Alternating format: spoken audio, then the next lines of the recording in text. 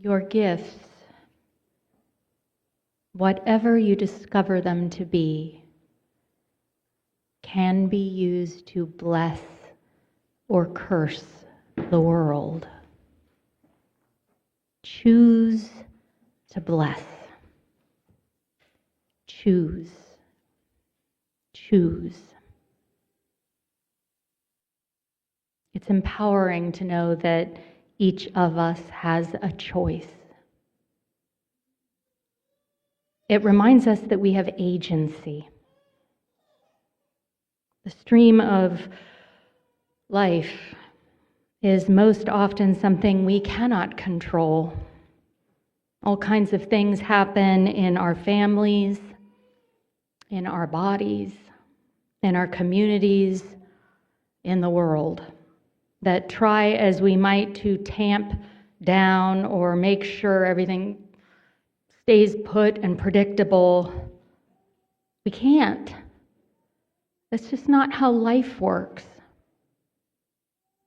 But how we respond to it, what we do with it, how we let it work in us, is ours to choose.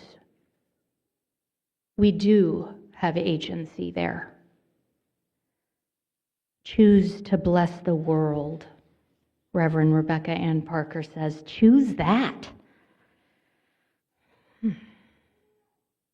About 20 years ago, a trusted, wise woman in my life who seemed to be one of those incredible, altruistic, bless the world people, shared very publicly that she was working hard to reckon with the truth about herself, that she can often be a taker dressed up as a giver.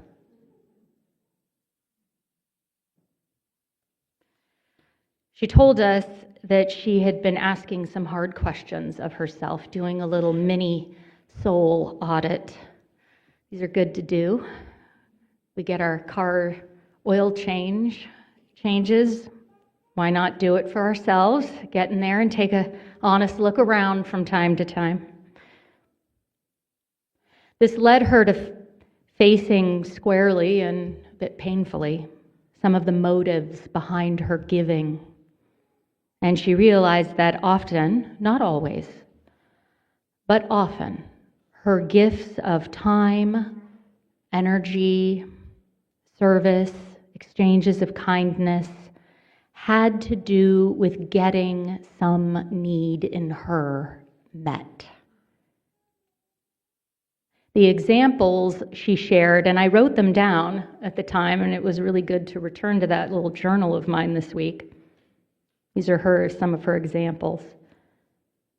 Giving to be liked or accepted, or doing favors for people so that maybe they would be returned at some point,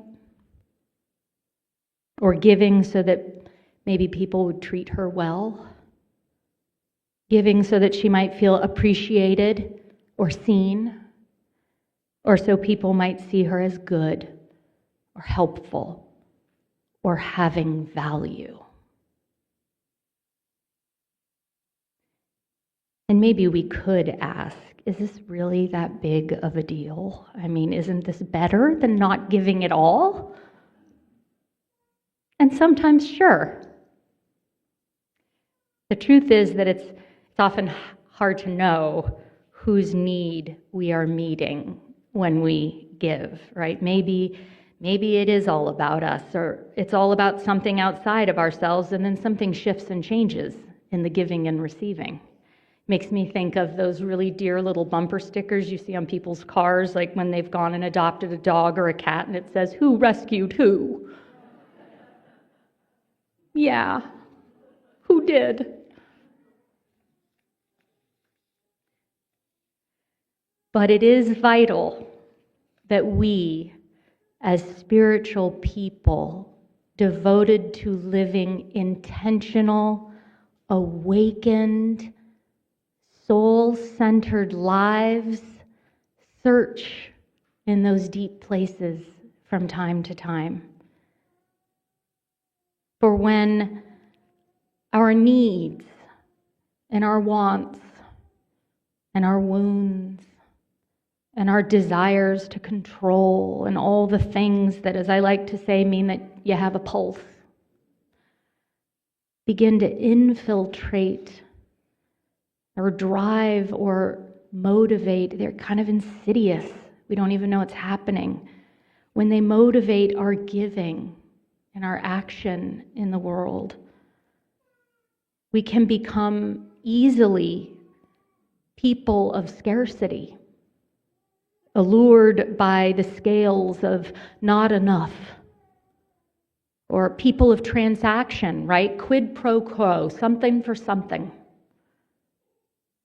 Or people of resentment, because I'm not getting what I want and need. People of faithlessness or hopelessness, fighting so hard against the circumstances of their lives. All those corrosive, kind of insidious orientations, ways of being and relating and thinking that capitalism and the marketplace has taught us and benefits from. That's what they are. And this hurts us. People are hurting because of this way of being in relationship to one another and the giftedness that we have here. It's not good for us. And it does ripple out and out. That is what Reverend Rebecca means by cursing the world. And I know that's a harsh word, but we know what that is. How we can be wrapped up and caught up in those curses. We really can cease from being blessers or even feeling blessed when we're in that state. And it is a dangerous, lonely, terrifying way to live. And I say this from a place of experience. I say this from a place of experience. The truth is that most of us really are making things up as we go. We just weren't given sacred instructions about how to fully embody generosity and abundance, and how to think and respond and speak and act from this place in all of our affairs. Nor were we offered a worldview that taught us about more than enoughness, abundance in goods, in resources, but also in love and in kindness. And so we're trying to write them down now. Write new instructions, sacred instructions for our time now, for the next generation.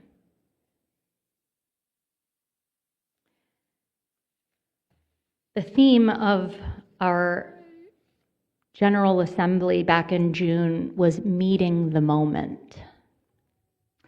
And for the first time that I know of, the Unitarian-Universalist Association has chosen to extend it to this coming June's assembly as well. Traditionally, it's a different focus every year.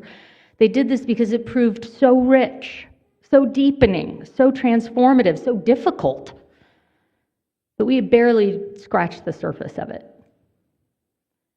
The GA planning team wrote this: at key moments throughout the centuries, our religious ancestors have been willing to transform themselves and their faith to meet the needs of the moment, to let go of what no longer serves, to open to new possibilities, to seize opportunities and lean into aspiration and innovation.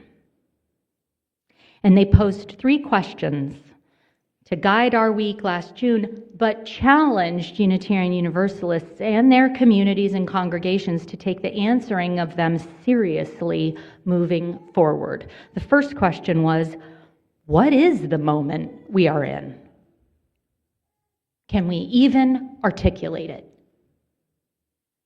What are the most urgent needs? This is number 2.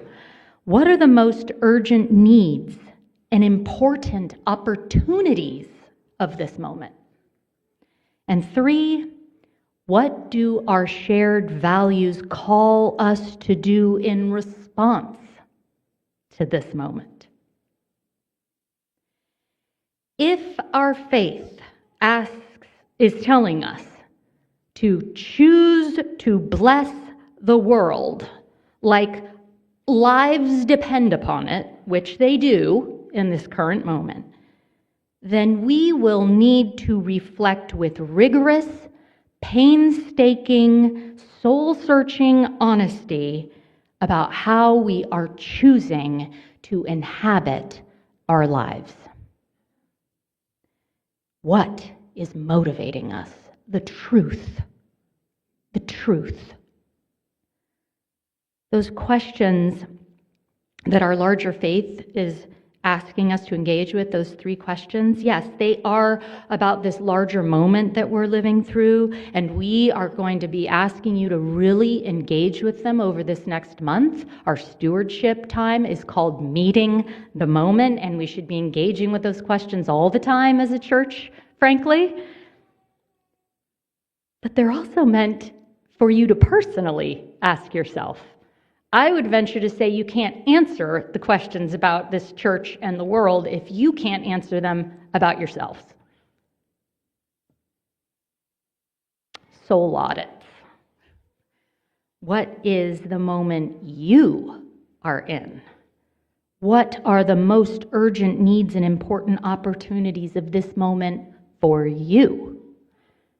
And what do your values call you to do in response? Embodying generosity and abundance is one of the many aspirations of our religion. Generosity is one of our shared values. It's one of the ways that we get to healing, my friends. Transformation, connection, build up a faith free of fear. Enhance and stretch love. It helps us to see ourselves as blessing bearers. That's what embodying a spirit of generosity and abundance in all of our affairs means and can offer. And these are also the aspirations of this church. To be a generous, abundance-oriented, relational, non-transactional people. You've done a lot of reckoning work with the curses of, say, hoarding, scarcity, individualism, consumerism, and taking dressed up as giving that can show up in the ministries of any community. And we are trying also, because this is also embodying generosity and abundance, to be compassionate and patient with one another, because we're not doing it perfectly, and we never will. Nevertheless, this church has taught me that you persist. We persist, because we have to. And you take very seriously what you want to pass on to the next generation in the same way you've received from the generation before. Now, today, as you know, marks the first day of our stewardship season. And we're going to be talking about money. We're going to be saying words like budgeting, financial goals, and investment. And we're going to tell you that you are the stewards of this beloved community, and won't you give generously to it, because we need you to. And a lot of you are going to want to scatter like mice, because this is what we do when people start talking about money. Or you're going to want to tune out, or cave in on yourselves because money can be really triggering for a lot of people and bring up shame and all the things. Or you're going to call upon your little chicken littles and start thinking the sky is falling, or anxiously fixating on numbers and details and how it might not work or be enough or be sustainable. That's just what happens when stewardship season arrives. Some of you might even start thinking things like, well, what's in it for me? I'm not seeing anything on this menu here that serves me. You might even try putting price tags on offerings or gifts you've received. So out of obligation, I should pledge. Or maybe withhold some gifts because you didn't get what you wanted last year. Some of you will generously pledge what you did last year and even add 5 or 10 or 20% to it. Yay! But some of you will do that on autopilot. You're going to just plug those numbers in online and press submit and go back to bed. Check that box. I'm asking you to make different choices. Being a steward of this church means choosing to bless and to be blessed. And it is a sacred, sacred spiritual practice that you are invited into by giving a different way of giving. And I implore you, my dear friends and spiritual companions, to plumb the depths of your hearts, to do your best to release all those fickle foes about what we've been taught about giving, and to let your heart tell you what it is you have to give. And to do your best to be unafraid and still, open and faithful. Not from a place of obligation. Please don't give from that place. Please don't give from a place of guilt or fear or expectation or just sleepiness. Please don't. Your giving committee doesn't want me to say that. But don't. That's not what church is for. We're trying to do something different here. Let it reveal something to you about yourself and your relationship to generosity and abundance. Ask yourself what this moment is and how you might meet it and bless it, not just in dollars, but in energy, in thought, in word, in action, in relationship, and in healing here. What matters most to you right now? Give from there. Give from there. Choose to relish and delight in the gift you are called to give that you know not where it's going to go, and it doesn't matter. And lift up thanks for all that has made that gift possible. Trace it back and relish in the blessing that it's going on as. And before you press submit or turn in your pledge card, speak a blessing for this community and all the lives it touches and cares for and heals and saves. I really hope you will do that. And if you can't pledge, choose to give us your blessing, because that's what this season is. It's a time of blessing. And last, this month, I want you to orient your hearts towards receiving the abundance of these blessings. And every time you hear those numbers go up, because oh my gosh, they will, I want you to feel it. And I want you to feel the spoken blessings of one another too. Each of us are about to be the recipients of so much giftedness, so much abundance. Drink of it. We need a deep well of blessing to drink from. It's got a whole month where it will be full. And I hope it will move you to give the blessings you, in your preciousness and particularity, have been outfitted to give in the world in all their forms, from that heart place. As Reverend Dr. Rebecca Ann Parker so beautifully tells us, none of us alone are going to save this world. Together, that really is another possibility waiting. Choose to bless. That is my prayer for you. And choose to receive bless. That is also my prayer for you. May it be so, and amen.